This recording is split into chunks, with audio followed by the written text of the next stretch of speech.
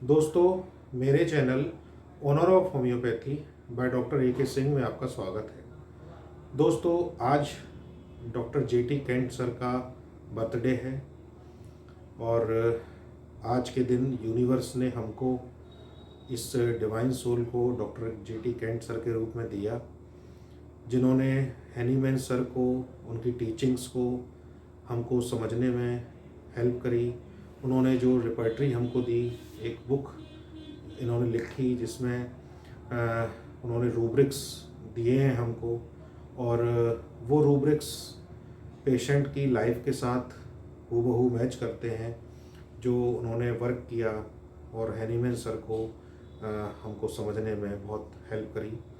तो आज के इस शुभ अवसर पर हम सभी लोगों को पुनः बहुत बहुत हार्दिक शुभकामनाएं। आज के दिन दोस्तों हम लोग कैंट सर के रूब्रिक के द्वारा एक केस को भी डिस्कस करेंगे, और मेरे पिछले वीडियोस में हम लोग मियाज़्म को और डेप्थ ऑफ द डिजीज़, यानी कि बीमारियों की गंभीरता के क्या कारण हैं, कैसे बीमारियां गंभीर हो जाती हैं, इसको हम समझने का प्रयास कर रहे हैं। उसी क्रम में आज हम इस वीडियो में कैंट सर की टीचिंग्स को भी समझने का प्रयास करेंगे। उन्होंने हमको क्या क्या समझने के लिए कहा है। दोस्तों, पिछले वीडियोस में हमने देखा कि ह्यूमन बीइंग की क्रिएशन किस तरह से हुई, जिसमें यूनिवर्स ने अपने 5 एलिमेंट्स को लिया, उसके साथ लॉ ऑफ लव को मिक्स किया और ह्यूमन बीइंग की क्रिएशन हुई। उसी तरह से दोस्तों, जब हम डेप्थ ऑफ द डिजीज़ को पढ़ रहे हैं तो यूनिवर्स ने जो हमको लाइफ के रनिंग के लिए जो सॉफ्टवेयर्स दिए हैं, जिसमें विल, इंटेलेक्ट, मेमोरी, स्पीड और मॉरल्स हैं, जब डिजीज़ इनको अफेक्ट करने लगती है, जो हमारे सॉफ्टवेयर्स हैं, इनकी हार्मनी को डिस्टर्ब करती है, तो फिर वो डिजीज़ क्रॉनिक हो जाती है, यानी गंभीर हो जाती है, और उसका एंड लाइफ के साथ ही होता है। अगर उसको हैनीमैन सर के अकॉर्डिंग, कैंट सर के अकॉर्डिंग प्रॉपरली मियाज़मेटिक ट्रीटमेंट अगर नहीं दिया जाए, तो फिर वो डिज़ीज़ जो है लाइफ के साथ ही जाएगी। ऐसा हैनीमैन सर ने हमको क्रॉनिक डिजीज़ की डेफिनेशन में बताया। दोस्तों, जो लाइफ के सॉफ्टवेयर हैं, जो लाइफ को रनिंग करने के लिए, जो लाइफ को रन कर रहे हैं, उनमें जो डिज़ीज़ एंटर करती है, जो मुख्य डिज़ीज़ के रूप में होता है, वो होता है फियर। जो फियर की जो फुल फॉर्म है वो है फॉल्स एविडेंस अपीयरिंग रियल, यानी कि कोई एविडेंस ऐसा है जो रियल नहीं है, लेकिन वो हमको रियल अपीयर हो रहा है, और इसको फियर कहते हैं, इसको डर कहते हैं। तो डर जो है वो एक मनुष्य के जीवन में बहुत ही डिस्टर्बेंस क्रिएट करता है, बहुत ही चीज़ों को ख़राब करता है, लेकिन ये एक बेसिक इमोशन भी है, इसका होना भी ज़रूरी है। इसीलिए दोस्तों, होम्योपैथिक सिस्टम ऑफ ट्रीटमेंट में हार्मनी की बात हैनीमैन सर ने की है, यानी कि कोई भी इमोशन अगर है वो बैलेंस स्टेट में होना चाहिए, वो हार्मनी में होना चाहिए। जैसे कि हमने पिछले वीडियोस में डिस्कस किया कि अर्थ अपनी एक्सिस पे घूम रही है, मून उसके सराउंडिंग्स में घूम रहा है, और ये अर्थ और मून दोनों सन के अराउंड घूम रहे हैं। तो ये एक हार्मनी मेंटेन किए हुए हैं। जो उनके अंदर जो एनर्जी है, जो लॉ ऑफ लव की एनर्जी है, उस एनर्जी से ये एक हार्मोनियस प्रोसेस के थ्रू अपना रन कर रहे हैं, और इस तरह से हमको जो है अर्थ पर लाइफ की जो सर्वाइवल है उसके लिए हेल्पफुल है। दोस्तों, कैंट सर ने हमको जो रूब्रिक दिए हैं, उनको जब हम डीप स्टडी करते हैं, उनको जब हम डीप तरीके से पढ़ते हैं, तो आप देखेंगे कि वो जो मेंटल माइंड में जो रूब्रिक दिए हैं, जो मेंटल रूब्रिक्स हैं, वो उस पेशेंट के डिस्पोजिशन को, यानी कि जो उसके स्वभाव में परिवर्तन आ गया है, उसको हमको बताते हैं। और जैसा कि हमने देखा कि पिछले वीडियोस में हमने केसेस को देखा कि जैसे जैसे मरीज का स्वभाव बदलता है, उसका डिस्पोजिशन बदलता जाता है, वो डिज़ीज़ को और गहरी करता जाता है। जैसे जैसे उसका स्वभाव बदलेगा, वैसे वैसे उसकी बीमारी गंभीर होती जाएगी। तो इस वीडियो में हम लोग एक केस देखेंगे, और उस केस को हम समझने की कोशिश करेंगे कि किस तरह से उस केस को हमने कैंट सर के रूब्रिक के थ्रू डिस्कस किया। तो ये जो केस है दोस्तों, ये एक सिफिलिटिक केस है, यानी कि साइकोसिस प्रोग्रेस कर रही है सिफिलिस में। इसमें कुछ छोटा सा पार्ट साइकोसिस का भी दिखता है और मेजर पार्ट सिफिलिस का दिखता है, यानी कि ये प्रोग्रेसिंग साइकोसिफिलिटिक केस है। इसमें आप पिक्चर देखेंगे कि एक बच्ची के कान के पीछे, यानी कि लेफ्ट ईयर के पीछे उसको एक कट है और ये कट डीप होता जा रहा है, यानी कि यहाँ पर सेल का लॉस होता जा रहा है। तो दोस्तों, जब हम हैनीमैन सर के अकॉर्डिंग मियाज्म की डेफिनेशन को देखते हैं, तो मियाज्म बेसिकली लाइफ में एक ऐसा नेगेटिव फोर्स है जो लाइफ को मिजरेबल बनाता है और टुवर्ड्स डेथ ले जाता है। ये मियाज्म एक ऐसा नेगेटिव फोर्स आ गया है जो जो यूनिवर्स ने हमको सॉफ्टवेयर्स दिए हैं, जो यूनिवर्स ने हमको इंजन ऑफ लाइफ दिए हैं, उनको ये ख़राब करता है, उनकी हार्मनी को डिस्टर्ब करता है। तो जैसा कि हमने पिछले वीडियोस में देखा कि शुरू के 5-6 साल तक बच्चा जब जन्म लेता है तो उसके 5-6 साल तक की जो उसकी सबसे पहली नेगेटिव फोर्स होती है वो सोरा होती है, जिसमें वो लॉ ऑफ लव की फीलिंग को कम कर लेता है, कम समझता है। उसके कारणों को भी हमने समझने की कोशिश करी थी पिछले वीडियोस में, जिसको हम लोग एलिमेंट फ्रॉम, यानी कि ऐसे क्या कारण हैं जिनकी वजह से वो बच्चा डिजीज़ में चला जा रहा है या कोई पर्सन डिजीज़ स्टेट में जा रहा है। तो उसमें दोस्तों हमने देखा कि लॉ ऑफ लव की कमी होती है, तो फिर उसमें उस पर्सन के अंदर, उस बच्चे के अंदर एक लाइफ को लेके इनसिक्योरिटी आती है और जैसे जैसे वो ग्रो करता है तो ये इनसिक्योरिटी उसके फियर में कन्वर्ट हो जाती है और ये फियर उसके सॉफ्टवेयर्स को, उसकी सॉफ्टवेयर्स की हार्मनी को डिस्टर्ब करता है और फिर डिजीज़ गहरी होती चली जाती है। तो इस बच्ची में आपने देखा, इसके जो लेफ़्ट ईयर है उसके पीछे एक कट है जो सिफिलिटिक है।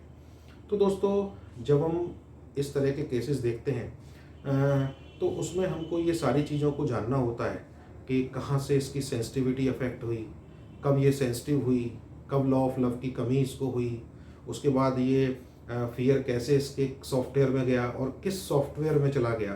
तो हम उस सॉफ्टवेयर में उस फियर को डिस्कवर करने की, खोजने की प्रयास करते हैं और फिर जब फियर चला गया तो वो सॉफ्टवेयर किस रूप में चेंज हो गया, उसकी जब जो हार्मनी डिस्टर्ब हुई तो वो फिर क्या डिसहार्मनी उसके अंदर क्रिएट हो गई।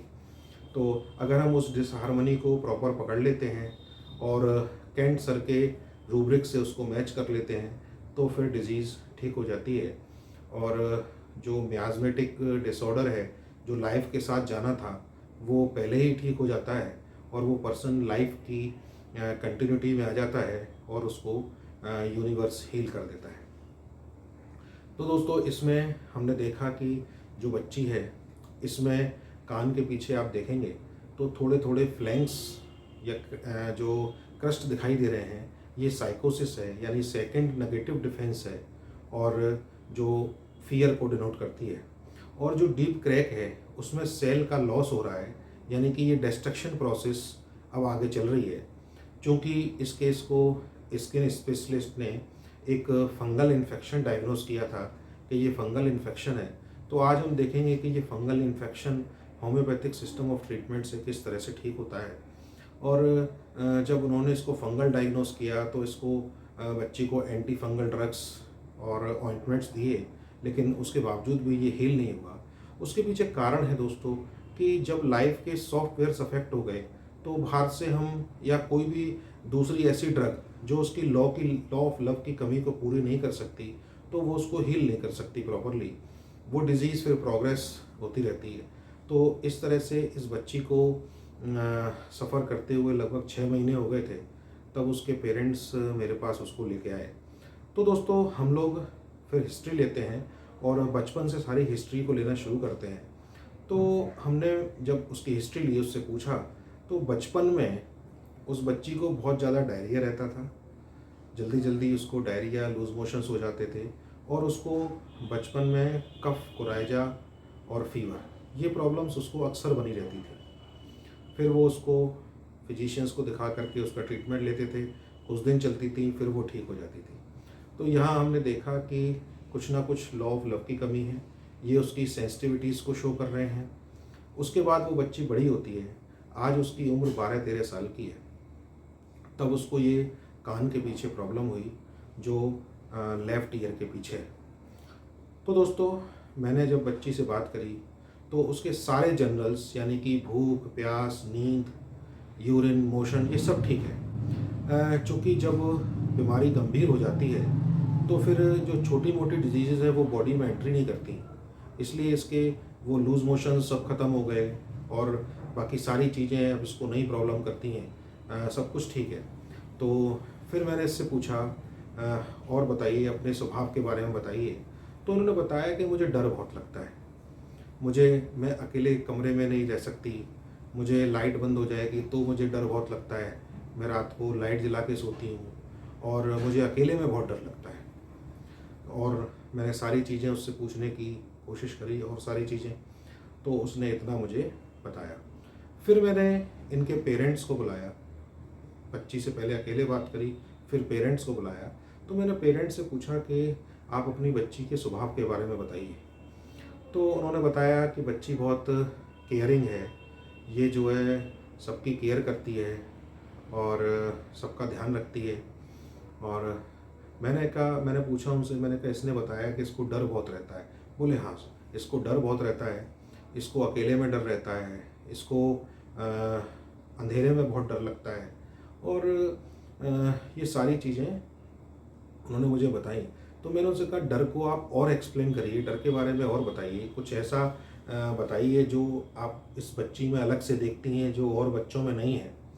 तो फिर उन्होंने मुझे बताया कि इस बच्ची में एक बात और है कि ये जो है अपने किसी भी रिलेटिव के यहाँ अकेले नहीं रह सकती, यानी कि और जो कज़न फैमिली में बच्चे हैं वो अपनी बुआ के यहाँ, मौसी के यहाँ चले जाते हैं, लेकिन ये अकेले नहीं रह सकती, इसको मम्मी पापा में से कोई ना कोई चाहिए होता है। तो हमने देखा दोस्तों कि ये एक सिम्टम मुझे लगा कुछ स्ट्रेंज है और इसकी कुछ इम्पोर्टेंस है, क्योंकि जब हम हर फिनोमेना को यूनिवर्स के साथ कनेक्ट करते हैं तो दोस्तों यूनिवर्स ने जब बच्चा माँ के गर्भ में होता है, यानी कि जब वो फीटस होता है, तो 7 मंथ पे हम लोग देखते हैं कि एक रस्म होती है जिसमें हम जो प्रेग्नेंट लेडी होती है उसकी गोद भराई की रस्म करते हैं। उसका मीनिंग होता है कि हम जो यूनिवर्स ने अब उस फीटस के अंदर वाइबिलिटी दी, यानी कि उस फीटस को एक सोल मिली, न्यू सोल उसके अंदर यूनिवर्स ने इंट्रोड्यूस करी, तो हम उस सोल का स्वागत करते हैं और इस रस्म को हम लोग करते हैं। तो उसने यूनिवर्स ने ये जो 7 मंथ पे सोल दी और जो वाइबिलिटी फीटस के अंदर दी, इसका मतलब है कि वो अब आगे की लाइफ वो फीटस अपने आप अपने तरीके से जिएगा। यानी कि अगर वो इस 7th मंथ में भी उसकी डिलीवरी होती है तो उसके सर्वाइवल के चांस होते हैं, वो अपने आप ऑक्सीजन लेगा, अपने आप सकिंग करके फूड लेगा, यानी कि वो इंडिपेंडेंट लाइफ जीने के लिए तैयार हो गया। तो अब ये बच्ची इस तरह से यूनिवर्स ने तैयार करी है, सिस्टम को तैयार किया है, लेकिन ये बच्ची अकेले नहीं रह पाती डर की वजह से, यानी कि डर अब इसके सॉफ्टवेयर में एंट्री ले चुका।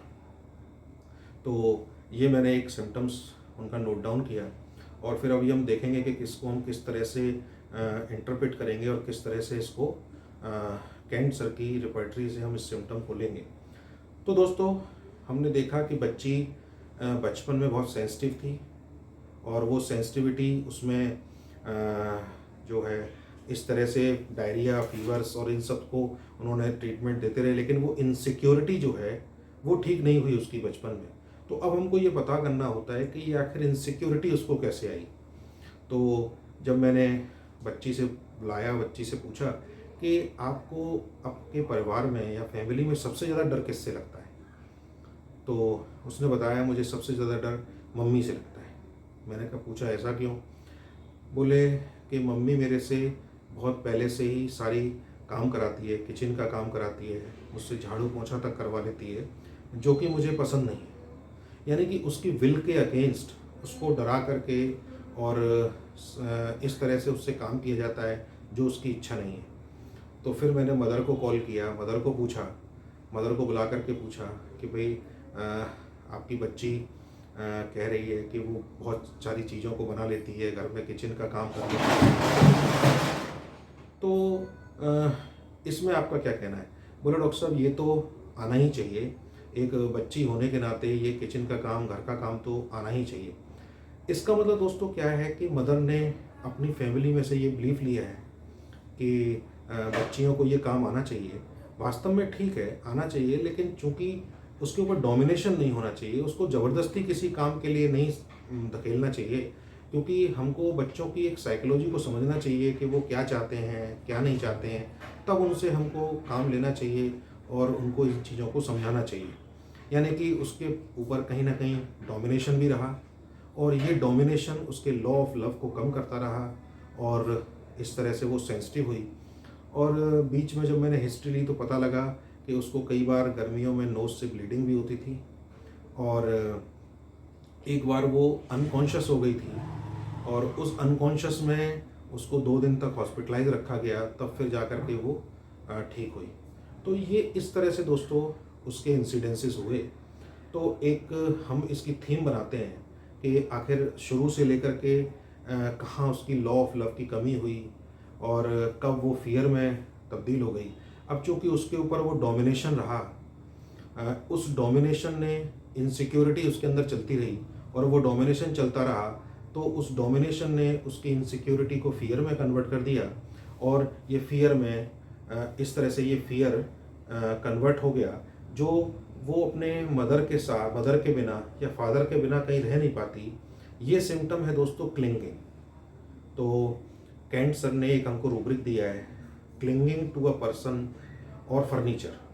अगर कोई बच्चा किसी फर्नीचर का मतलब किसी नॉन लिविंग थिंग्स से अटैच है, जैसे टेडी बियर है, कोई बुक है, तो कई सारे बच्चे होते हैं उनके अटैचमेंट टेडी बियर से होते हैं या किसी टॉय से हो जाते हैं, तो उसको as a furniture Kent sir ने कहा है, और एज ए पर्सन यानी किसी ह्यूमन बीइंग से उसका अटैचमेंट, उसकी क्लिंगिंग, तो ये बिना पेरेंट्स के नहीं रह सकती।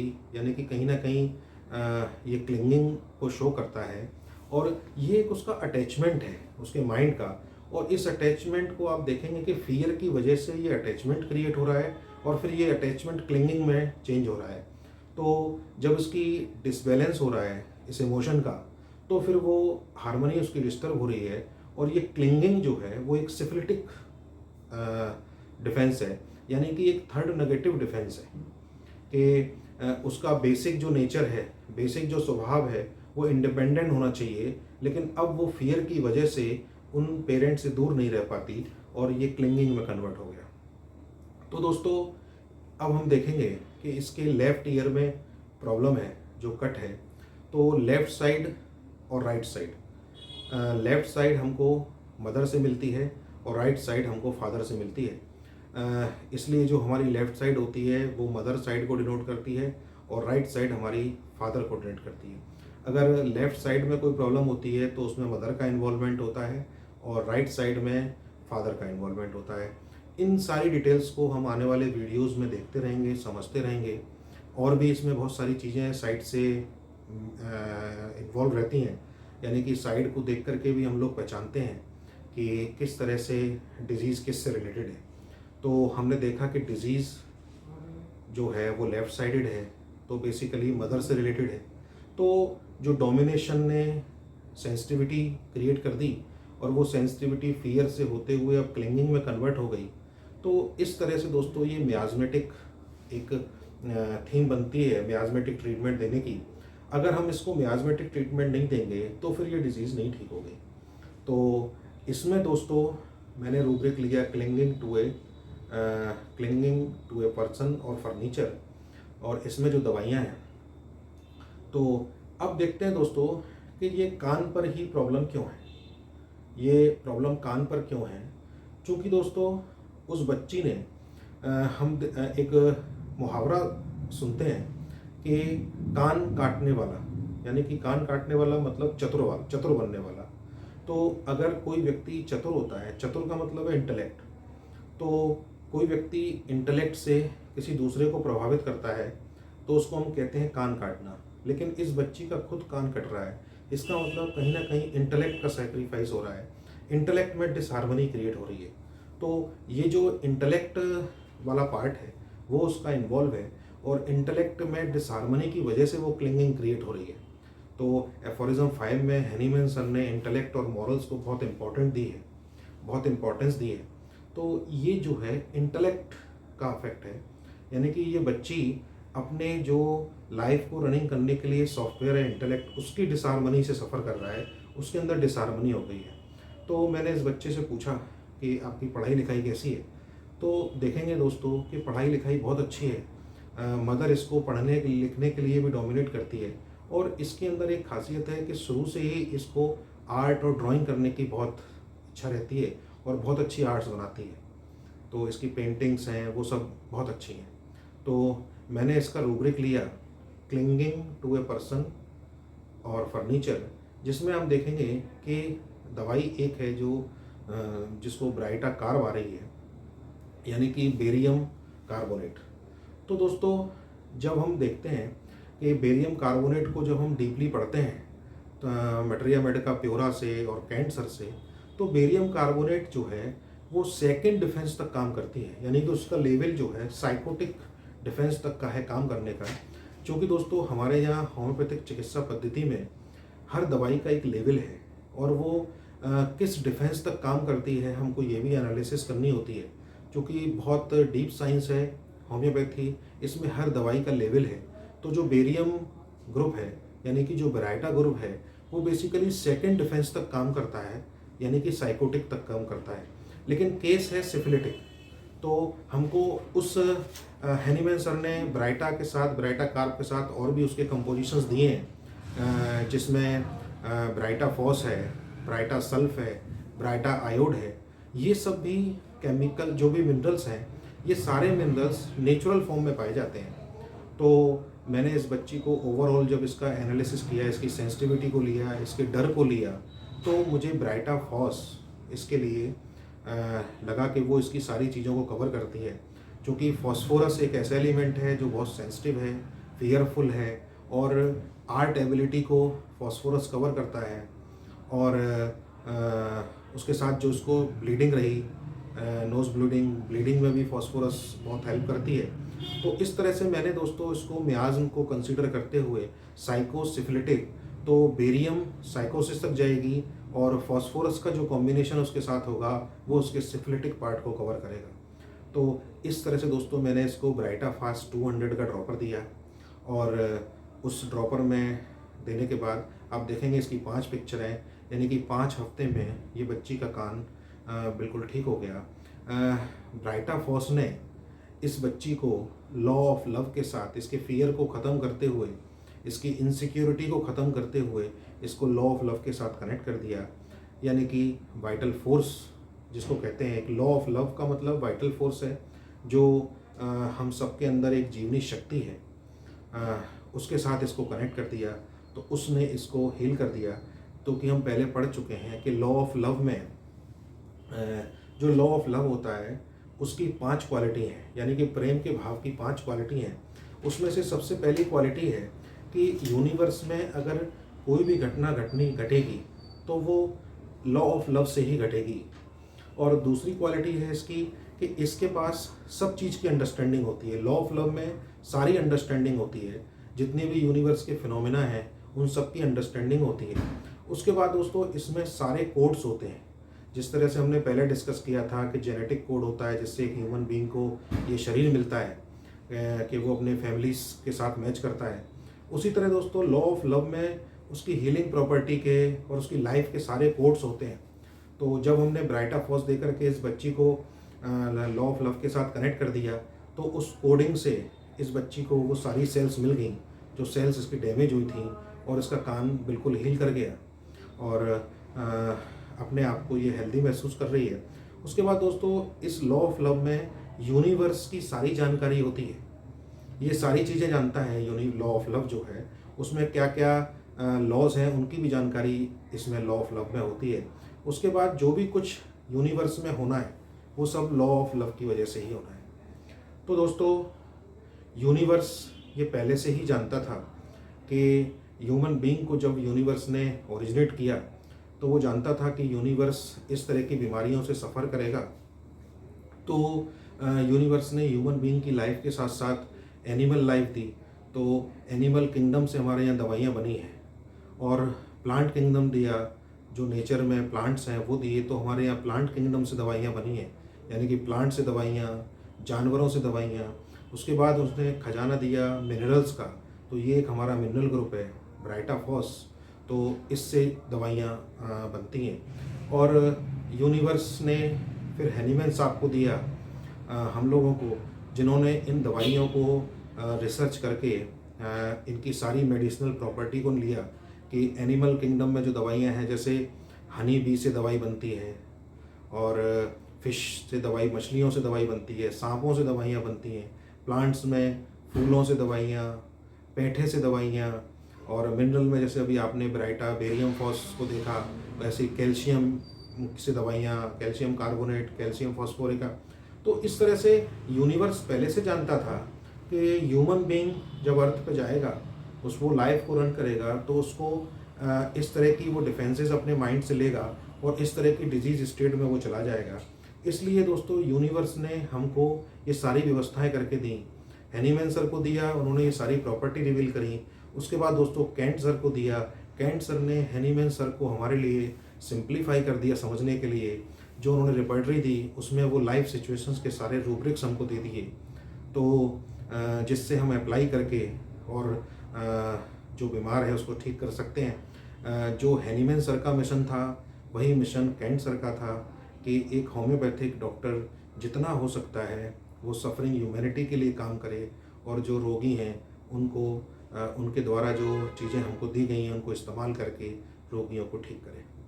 तो इस वीडियो में दोस्तों इतना ही। अगले वीडियो में आपसे फिर मुलाकात होगी एक नई जानकारी के साथ। तब तक के लिए धन्यवाद।